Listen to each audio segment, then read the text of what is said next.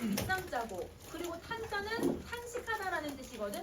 그러면 여러분 얘는 배 위에서 탄탄하다 이런 뜻이야. 배 위에서 탄탄하다.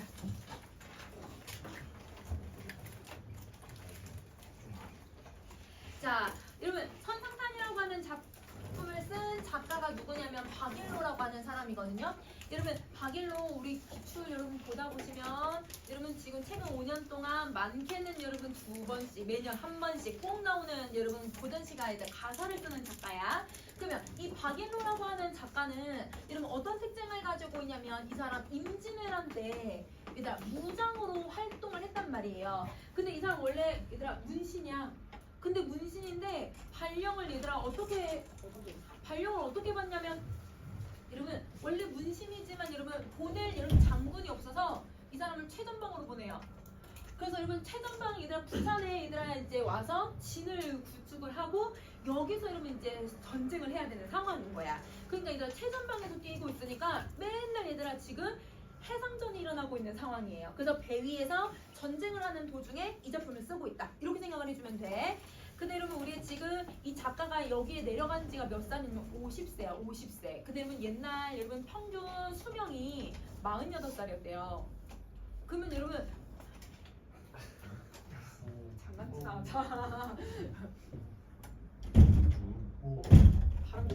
발음. 이거 아니지 과학적인 원리? 어떻게 생각해? 아니 어떻게 생각해? 문과적 관점으로 문과적으로 생각해. 지금 압력이 장난 아니야. 자, 그러면 자, 그래서 얘가 50살에 가거든 50살에. 근데 여러분 옛날에 그럼 48살이 평균 나이라고 했으니까 수명이 그러면 여기 50대면 여러분 할아버지 지금은 아저씨지만 할아버지야. 그러면 여러분 노장이 얘들아 전쟁터에 지금 최전방으로 간 상태라고 생각해 주시면 돼요. 그 상태로 여러분 지금 선생님 어디 부분부터 할 거냐면 수능특강에 들어가 있는 부분만 할 거야. 그래서 어딜 보냐면 40번째 줄부터 한번 보세요. 40종 40번째 줄. 자, 씩씩한 기운은 나이가 들수록 더 강해지지만 그치 얘들아 나이가 든다고 해서 얘들아 내가 이러면 나이 들어서 얘들아 마음도 호장호장하고 얘들아 늙은 건 아니야. 여러분 나이가 들수록 얘들아 더 씩씩하게 살 수 있어. 그렇지만 조그마한 이 몸이 여러분 조그마한 이 몸이 누구예요? 화자를 자기가 얘기를 하는 거지. 내가 병중에 들어있으니 그럼 여러분 병중에 얘들아 어디에 들어와 있어 얘들아? 병이 들었다는 뜻이야. 그럼 내가 늙고 병이 들었으니 이렇게. 그러면 여러분 마음은 여러분 정말 씩씩한 기운이 나이가 들어도 괜찮아. 여러분 나이가 들어도 여러분 선생님도 지금 28 청춘이야.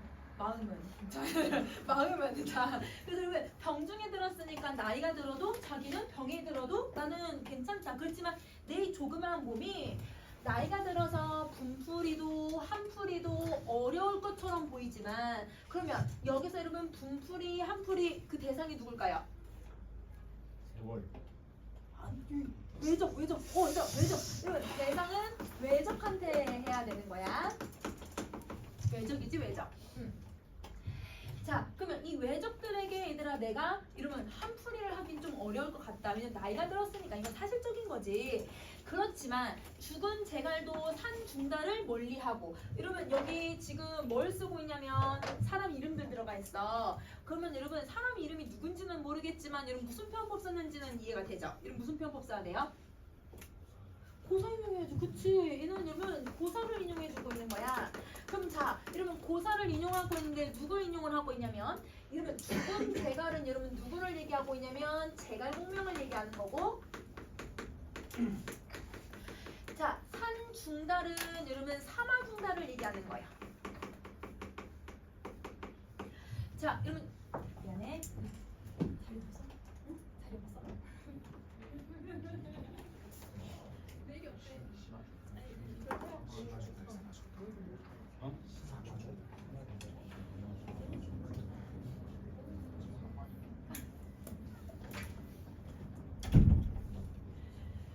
자, 여러분 제갈공명이 여러분 누구의 책사였죠? 유비 맞아. 유비 주비의 책사구 이러면 사마중달이 항상 여러분 이 제갈공명이랑 싸웠던 사람이었거든. 근데 한 번도 못 이겨. 제갈공명이 항상 이겨. 근데 제갈공명이 자기가 이제 죽을 것 같은 예감이 든 거예요. 그러면 자기가 죽었다는 말을 들으면 당연히 자기한테 복수를 하려고 사마중달이 쳐들어올 거다. 왜냐면 자기가 죽었으니까 이때라도 이겨야겠다. 사마중달이 쳐들어올 걸 예상을 하고요.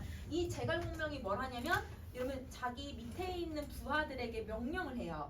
자기가 죽었다고 소문을 내는데 근데 자기가 직접 죽더라도 자기 시체를 여러분 묻지 말라는 거야. 땅에 묻지 말고 의자에 앉혀서 여러분 제갈공명이 항상 들고 다니던 부채가 있거든 얘들아. 그 부채를 딱 이렇게 들게끔 여러분 딱 의자에 앉혀놓으라는 거예요. 자기를 무덤에 묻지 않고 장례를 치르지 말고. 그래서 여러분 자갈공명이 왜 이런 유언을 남기지? 이런 부하들이나 밑에 있는 사람들은 왜 이러지? 이렇게 생각했는데 실제로는 사마중달을 쳐들어온 거야. 제갈공명이 죽자마자 바로 준비했다는 듯이. 그래서 여러분 이 제갈공명 밑에 있던 사람들은 뭘 하냐면 제갈공명의 유언대로 제갈공명의 시체를 여러분 의자에 딱 앉혀놓고요. 그 다음 부채를 딱 들게끔 이러면 시체에 딱딱하니까 여기 부채 놓고 그 사람의 원래 입던 옷을 입힌 다음에 얘들아 제일 잘 보는 자리에 딱 앉혀놓은 거야. 앉혀놓으니까 여러분 사마중달이 제갈공명 죽은 게 아니었네? 쫄아서 도망간대요. 그러면 여러분 보세요. 무슨 말이에요? 죽은 사람이 산 사람을 뭐 했어요? 쫓아낼 수 있다라는 거예요.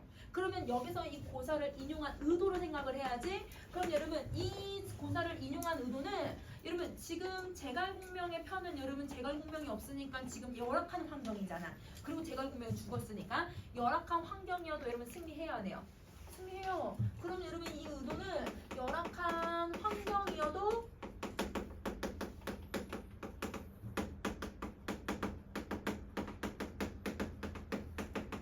있다. 이걸 보여주고 있다는 거야.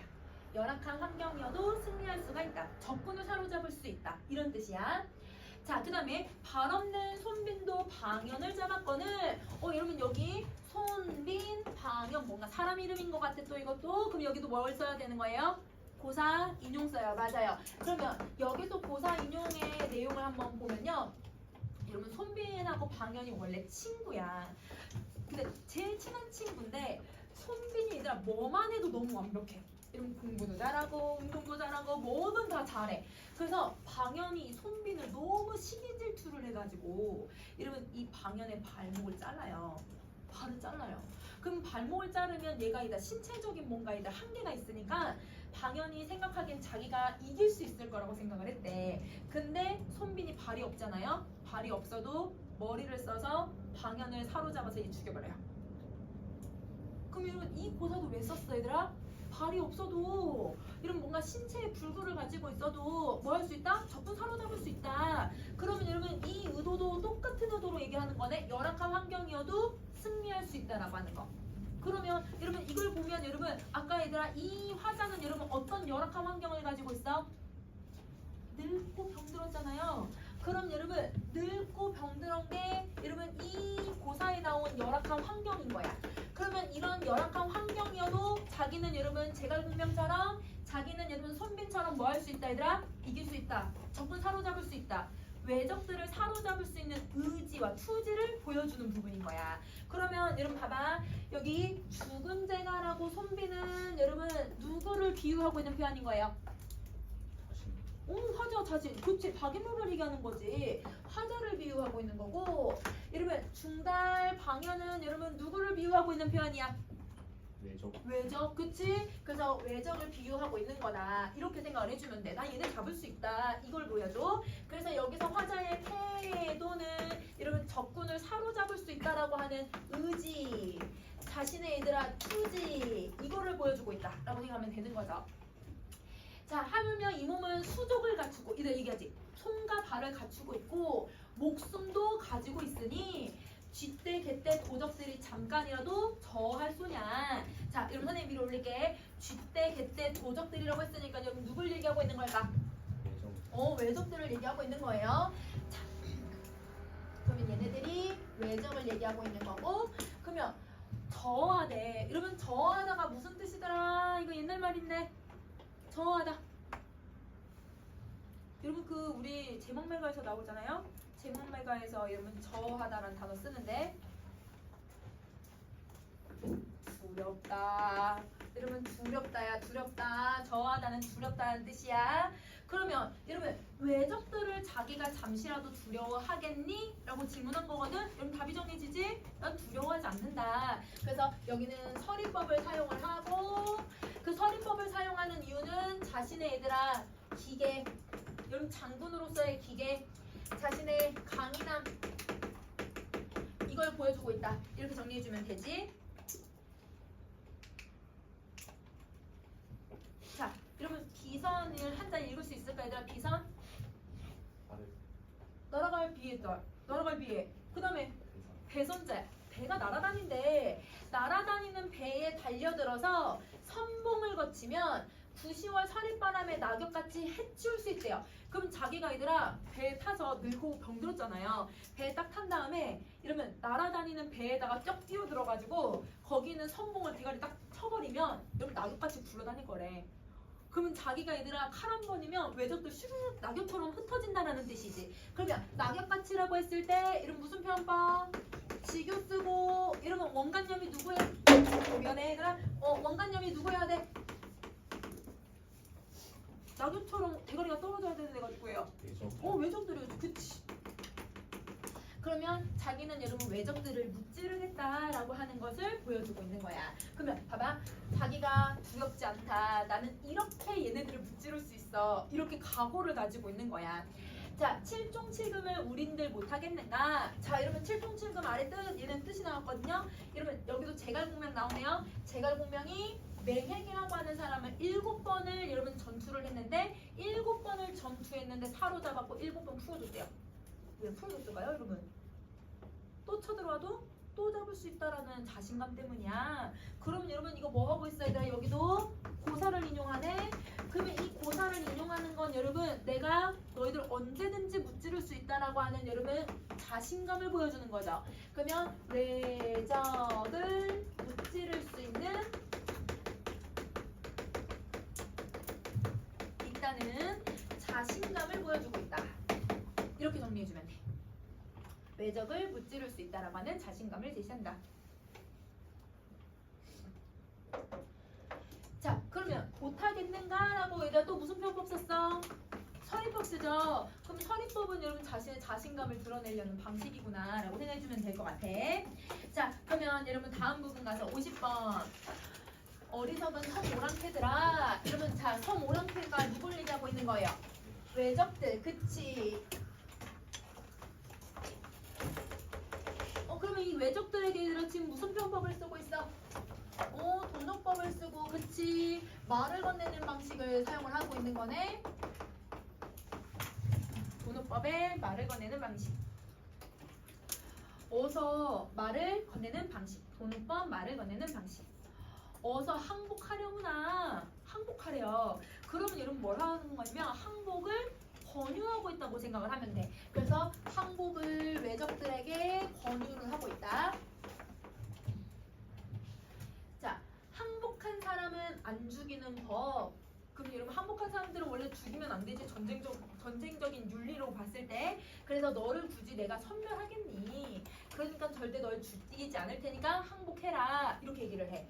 우리 임금 성덕이 더불어 살자고 하시니 그럼 자 우리 임금의 여러분 은덕 우리 임금님의 덕이야. 우리 임금님의 얘들아 약간 기본 성향 다른 사람들과 더불어 살자고 하는 게 임금님의 성향이래. 그래서 우리 임금님이 너네 살려주라고 했으니까 우리가 살려줄게. 그러니까 항복해. 이렇게 얘기를 하는 거죠.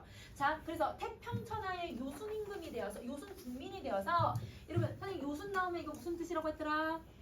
태평성대 요임금 순임금 그치 태평성대를 얘기를 해. 그러면 이 모든 천하에 우리가 태평성대의 백성이 되어서 그래서 1월 광야는 아침마다 거듭할 것이니 그러면 1월 광야 할 때 광자가 뭐예요 여러분? 빛이죠. 그쵸? 그러면 1월 할 때 무슨 빛을 얘기하는 걸까? 1월이 한자 안 나왔지만 해석할 수 있지. 달과 해. 그러면 해와 달의 빛이라는 뜻인데 그러면 여러분 해와 달의 빛은 여러분 누구를 얘기하고 있는 거냐면 임금님. 그치? 임금님이 하늘에서 얘들 빛을 다 백성들에게 나눠주잖아요. 그러면 이건 임금님의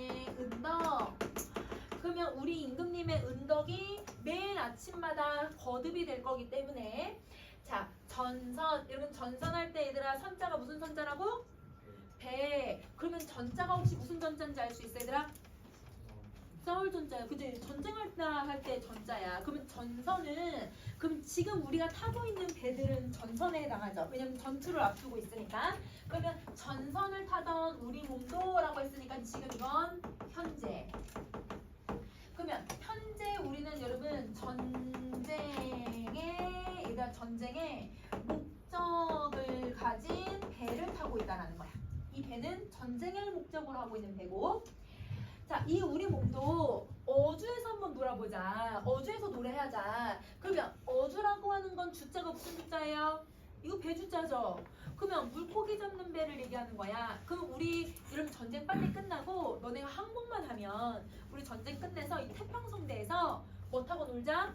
물고기 잡는 배 타고 놀자. 이렇게 얘기를 해. 그러면 여러분 이건 현재가 아니라 뭘 기대하는 거야? 미래를 기대하는 거지. 그러면 미래에는 여러분 배가 어떤 목적으로 쓰이길 바라는 거예요? 놀고 싶은 거잖아요. 놀이 목적이에요. 그러면 여러분 놀이 혹은 여러분 자기가 아니라 즐길 수 있는 자연 친화를 할 수 있는 놀이의 목적으로 배를 바라보고 있다. 그러면 여러분 지금 배의 목적이 지금 같아 달라? 달라. 그래서 얘는 뭐가 써야 돼요? 대조. 대비라고 해도 되고 그치. 대조를 쓰고 있는 거다.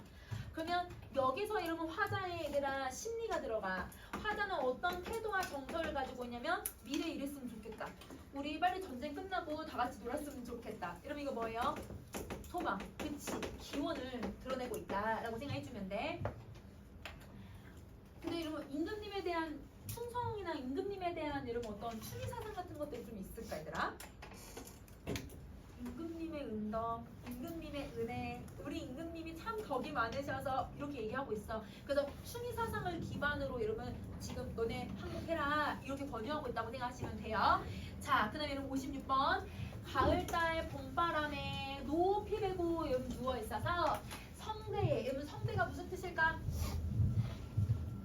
성대 아까 요순 나왔었잖아 얘들아. 태평성대. 그치. 자, 태평성대에 파도 없는 바다를 다시 보고 싶구나. 자, 이러면 파도 없는 바다라고 했거든요. 그럼 이거 비유적 표현이에요. 어떤 비유적 표현인지를 생각을 해보자. 여러분 우리 가재미 배웠던 거 혹시 기억나? 얘들아 가재미? 가재미에서 여러분 그 그녀의 삶을 여러분 뭐에다 비유했더라? 가재미도 있고 삶을 파도에 비유를 했어. 나만 기억하는 거 아니죠? 여러분 파랑에 비유를 했거든요. 그러면 파도가 없다라는 건 아까 파랑은 여러분 이 삶의 고난과 삶의 얘들아 그런 시련과 고난이 많았다는 뜻이었잖아. 그러면 파도가 없다라는 건 시련과 고난이 없는 걸 얘기를 해. 자, 이걸 원래 원문에선 해불량파라고 얘기를 하는데요. 이 해불량파는 바다에 파도가 없다라는 뜻이거든. 그럼 이건 여러분 태평성대를 얘기를 해. 그럼 태평성대가 얘들아 지금 몇 번 나와? 2번 나오는 거야. 그러면 임금님이 다스리는 선조가 다스리는 지금 태평성대에서도 다시 또 태평성대를 기다리고 있구나 이렇게 얘기를 해. 그러면 이 앞에 태평성대에는 여러분 그냥 임금님이 다스리는 우리 임금님이 다스리는 선조가 다스리는 지금 현재 조선을 얘기하는 거고, 근데 얘는 여러분 미래에 내가 기대하는 태평성대다. 이거예요. 그래서 미래에 기대하는 바와 선조가 다시는 지금 현재 조건에서 지금도 태평성대긴 해. 그러니까 여러분 사실 전쟁 갔다고 태평성대는 아니지만 임금님을 위해서 태평성대라고 뻥쳐주고, 여러분 임금님에게 바라치는 여러분 태평성대에 나는 진짜 전쟁이 끝나는 태평성대를 기다린다. 이걸 얘기하는 거예요. 그러면 이거는 전쟁의 종식 얘를 얘기하고 있다. 이렇게 정리해주면 돼요. 그러면 여러분 이 작품은 지금 여러분 전쟁에서 이 사람은 전쟁 빨리 끝나고 우리 이제 좀 놀아봤으면 좋겠다. 이 배가 이런 목적으로 쓰였으면 좋겠다. 이렇게 얘기하면서 여러분 일본에게 얘들아 권유하고 설득하는 말을 하고 있다라고 생각해주면 될 것 같아. 자, 일단 여러분 정리 다 하셨으면 어딜 가냐면요 여러분 우리 100쪽을 한번 보실래요?